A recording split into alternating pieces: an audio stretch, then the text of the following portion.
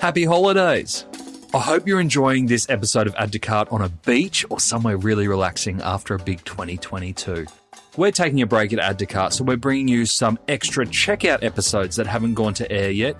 We'll be back with our feature episodes from Monday the 16th of January, and the very first episode we have lined up is an absolute star of the industry. We can't wait to bring it to you. Until then, enjoy the downtime, and we'll see you in the new year. Welcome to The Checkout. We catch up with previous Add to Cart guests and ask them 5 quick questions to get to know them better and leave you with a little extra inspiration to get you through your Friday. Today's checkout features Paul Waddy. Paul is the principal of Paul Waddy Advisory, director at ECom Nation, where he advises some of Australia's leading online brands, including Maison de Sabre, Geedup and Kind is Cool. He's also been the head of operations at Showpo, the CEO of The Horse, and is now the author of Shopify for Dummies.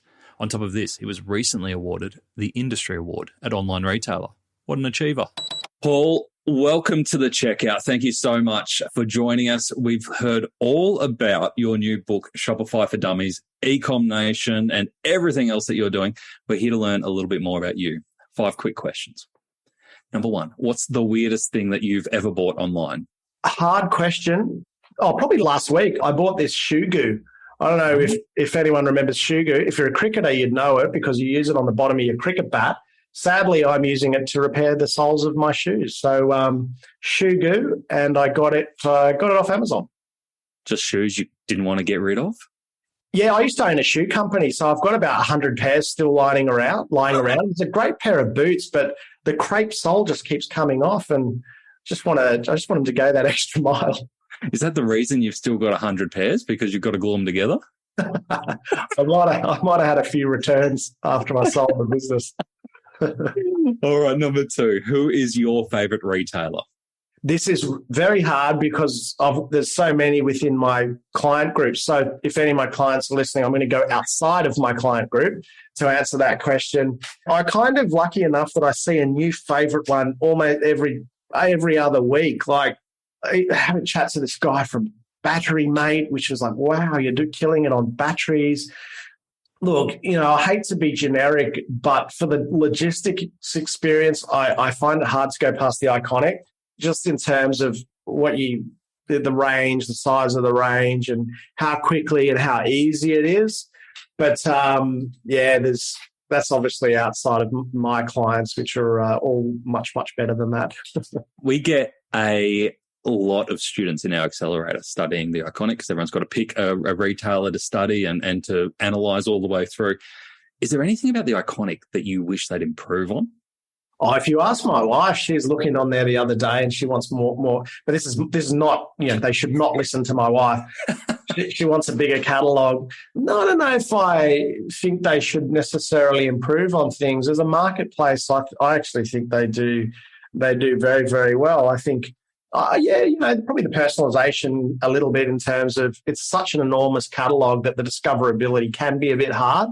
And so, our goal in e-commerce is to bring the client, the end user to the product that they're most likely to purchase in as few clicks as possible. So I would say that they could probably tidy up their account section a little bit. And I'm always logged in. When I am logged in, I would like to be served more curated product. Now, that's a hard call because they do it better than most.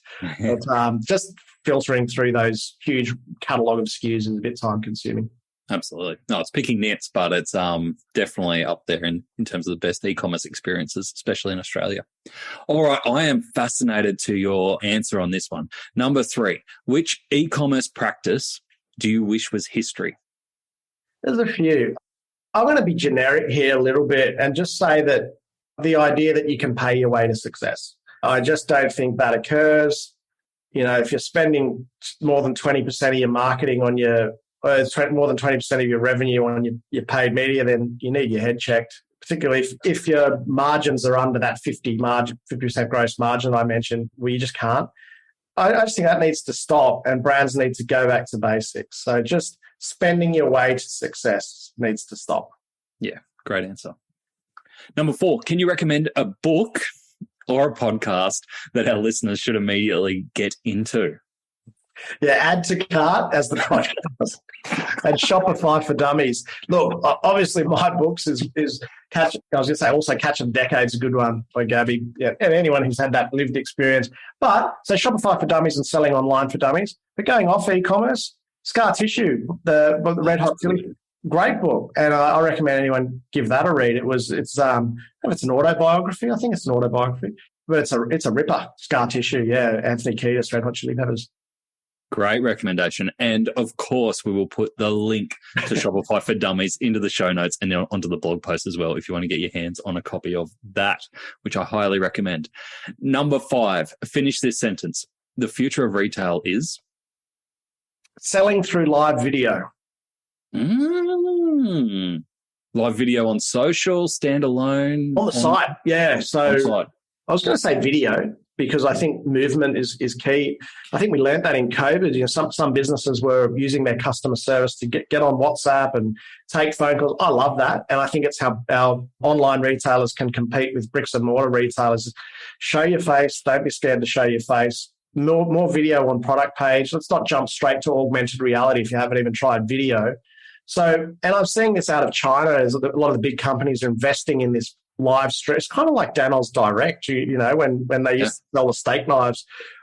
I'm seeing that approaching Australia through China and some of the heavy hitters that have invested in it out of China. So it's essentially live. You know, you might host it on your socials, but you should be able to do it eventually soon on your website where you're talking through a product.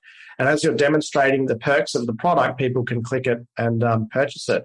And why I think that'll work is that often you see in socials, the highest engagement comes from behind the garment, behind the product, behind the scenes. People want that. Look at the social media channels. Facebook's dying. They're all going towards movement. Yeah, I can't help but think video and movement is where the future lies. Yeah, I think video and movement and also e-commerce and entertainment coming together as one piece as well feeds that, doesn't it? They go hand in hand, yeah. I think anything just shoppable, like someone's wearing it, someone's, you know, whatever, bang, I've got to be able to shop it. Paul, thank you so much for joining us on the checkout. My pleasure, Nathan. Thanks for having me, mate. To hear more from Paul, jump back into episode 240, where Paul shares the pursuits that get him most excited. He shares his top Shopify app recommendations and gives us insight into what he believes is the key driver in e-commerce success. Thanks for listening, and until next time, keep adding to cart.